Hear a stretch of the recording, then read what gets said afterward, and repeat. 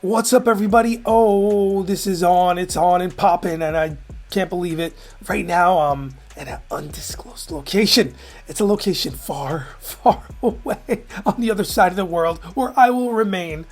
Already here, technically, for a year now. But yeah, I'm out.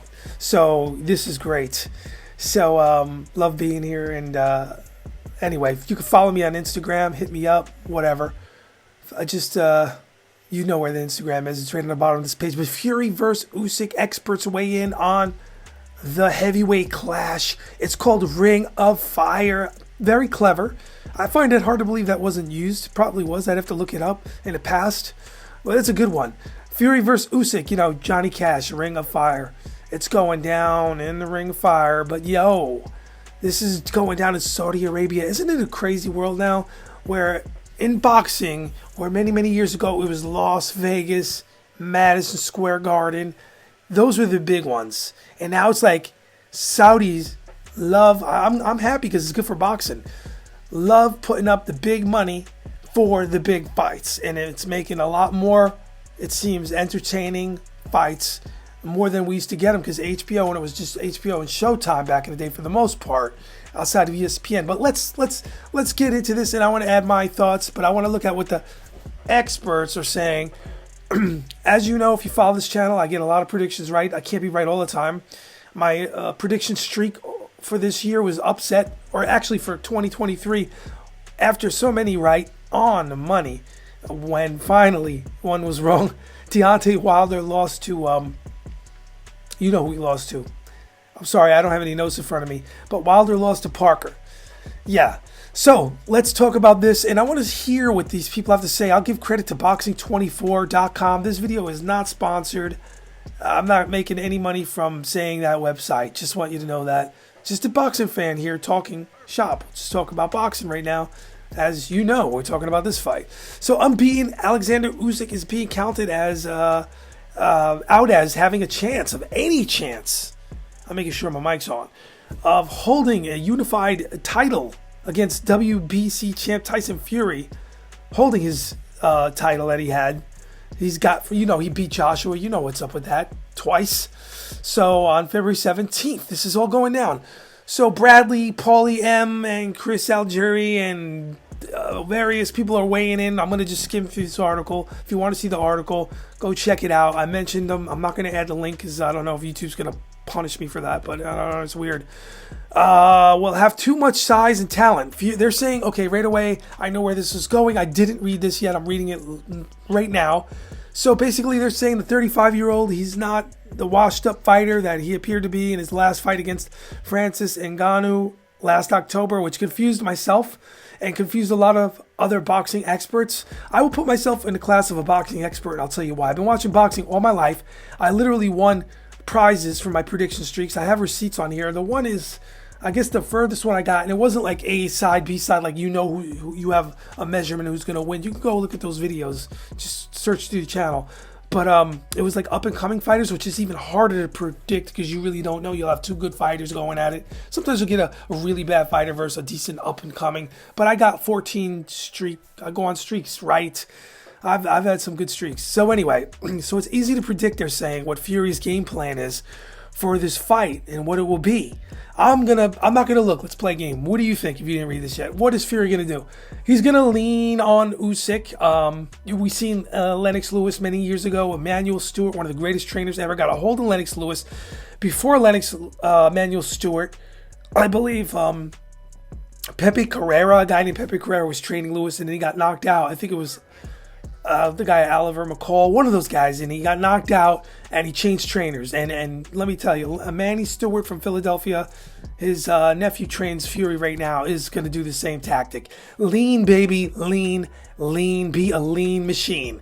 He's going to lean and wear Usyk out. Usyk is great. He's a great not heavyweight. You know, he's coming up in weight. He's really not a heavyweight, but that doesn't mean anything because he's beat Joshua. He proved everything wrong by using his skill. He has great skill, good footwork, great timing, is all the great fighter attributes that one would want to see. And Tyson Fury's job is going to be to lean on him, get him tired, wear him out. So what else is he's going to use that jab? He's going to beat him up on the inside, frustrate Usyk. That's what I'm saying he should be doing. He should be doing that. He's going to do mauling type tactics. I would say maybe some elbows, but let's see what this is saying. Okay, Fury's path to victory.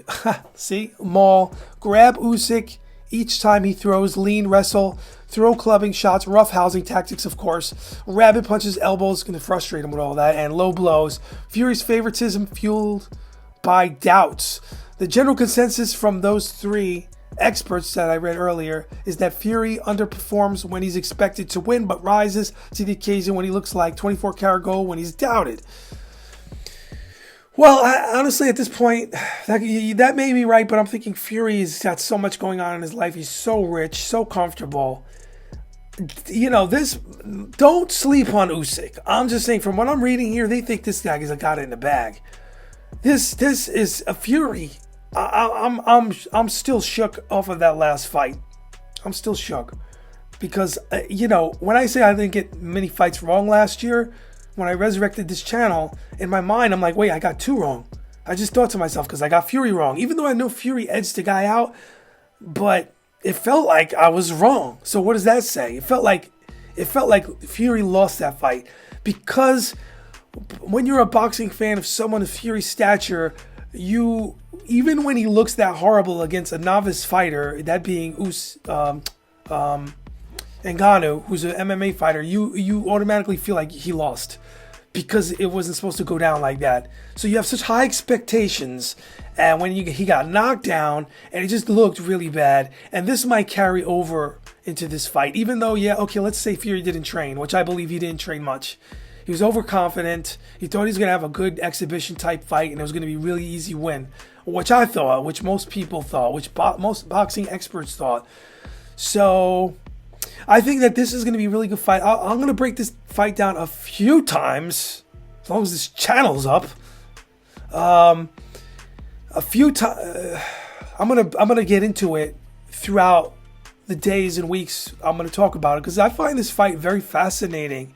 This David versus Goliath type of fight, where you have this giant freak of nature fighting such a smaller man with such skill. Okay, let's continue on with this article. The only problem with this whole thing is Fury's resume is weak. The experts are saying there were only 2 guys he fought that there were doubts about him winning. Wilder, that is, and a 40-year-old Vladimir Klitschko. This is true. Those are the fights that stick out in mind. Don't forget, Witherspoon knocked him down, from what I remember. But anyway, other than them, the article says Fury's best victories were. Sorry, my hours are still off. I've been I've been flying and jumping around the world, really. But anyway, I'm situated now, so I'm getting back on time here from a land far away. Fury's best victories were Dylan White and Derek Chisora. These aren't exactly cutting-edge heavyweights, this article says on the boxing24.com. Anyway, it would be great if Fury were providing doubters wrong against the talented opposition, but when only 2 instances where he did that were against Vladimir and at the very end of his career against a one-dimensional, the very end of, I guess they're saying end of his career, and a one-dimensional Deontay Wilder. You can't say that Tyson has proven doubters wrong at any point. Well, okay, that may be, but no one's doubting. It seems like nobody's doubting. The consensus here on this article, anyway, this is going to go on. They go on to the Tyson's viewed as key. Some people still like to read. Hey, so if you're into boxing, I'll promote this site for free. I'm not getting any plugs or any sponsorship, like I said, because if you do, you got to release that in the video description. I have no affiliation with this site. But anyway, so it goes on. It's very interesting. I'm not going to read the whole thing. I'm going to just talk about what I'm seeing here, what I'm thinking at the moment. Has Fury lifestyle caught up to him? They're going to just make a point. The wild card for me, the writer, I guess, wrote how many times it's going to win, something like that. He has blown up and gotten away far too many times. That is, he got fat and he lost weight. Can he keep coming back in his mid-30s like he did early in his career? Oh, that's Paulie said this. Paulie M. Manginali. I always say his name wrong. I got a problem with it. I don't know why I just say it wrong. But anyway, So, you know, it goes on and on. So my whole thing is, I think that this is not going to be a walk in the park. I don't care how small Usyk is. This man could cause major, major problems. Fury, if his timing's off, if Fury's just not right, like his last fight, and he's got, you know, hey, waking up in the old, you heard the old cliche with boxing, waking up in silk sheets. He's waking up in on silk sheets. Who said it first? Marvin Hagler coined that? I forgot.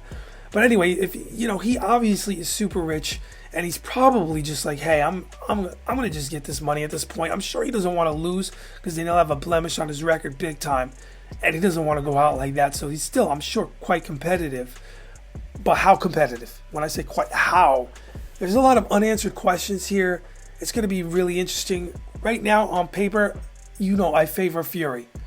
But when I start to look through all the variables, all the things that go wrong in boxing, and then I want to go dig into these two fights with Joshua.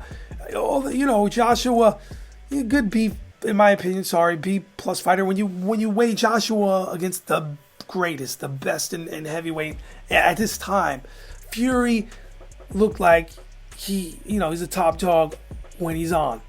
Wilder, I made in a previous video, I just very disappointed because I'm a Wilder fan.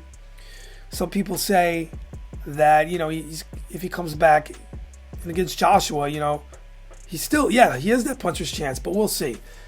If he's going to come back, you know, I got to look at this realistic. But as far as this fight goes, I think that, sorry, I got sidetracked, I guess. You know, I think Fury is going to have not so easy time as people might be thinking here. It's just my humble opinion at the moment, because I could change that. I just want to see how he's looking in training as the clips come out, because I didn't see too many. It depends how he's looking, you know, too. So as we go here closer to February 17th, what is today? I'm recording this on January 3rd, 2024.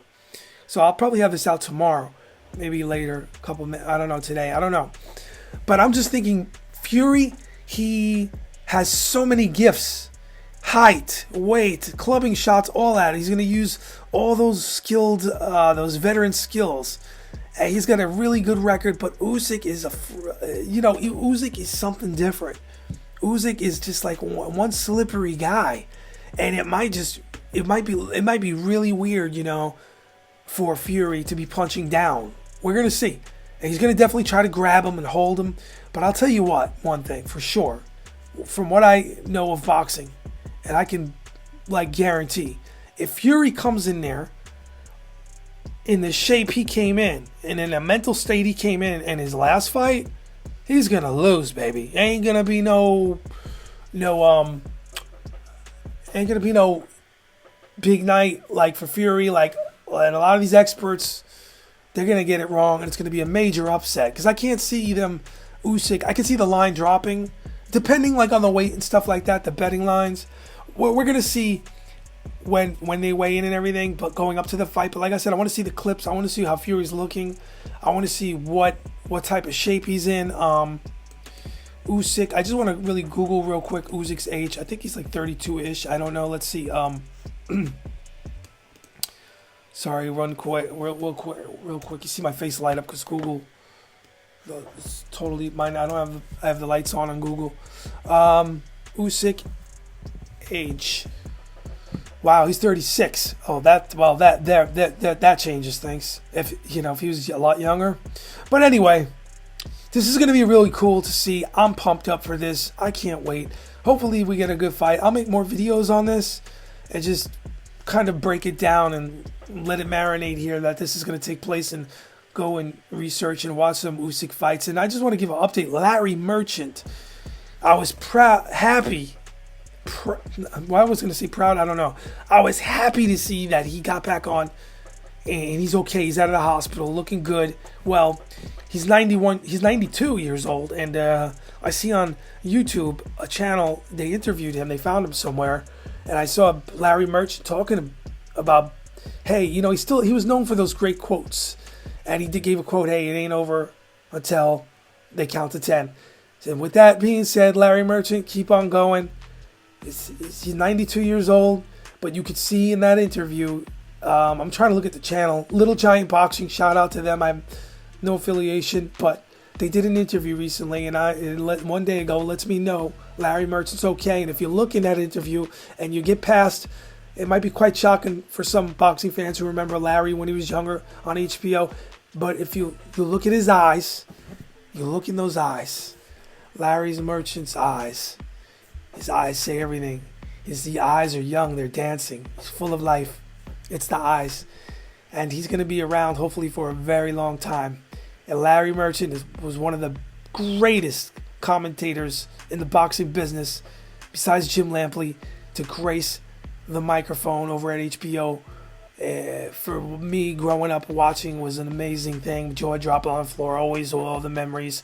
And I just love them, the whole team over there that I grew up with. That is Merchant, George Foreman, and Larry Merchant. I did like Sugar Ray too, going way back. I don't have too many memories because I was so young, but yeah, it was the greatest ever.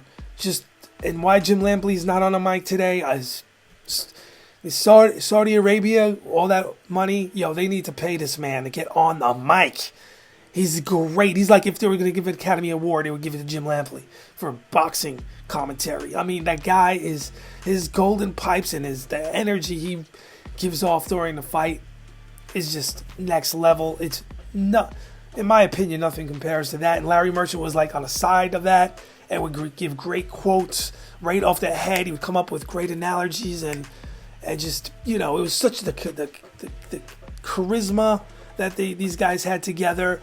They had it. They just had it. George Foreman, in between them, giving his boxing analysis.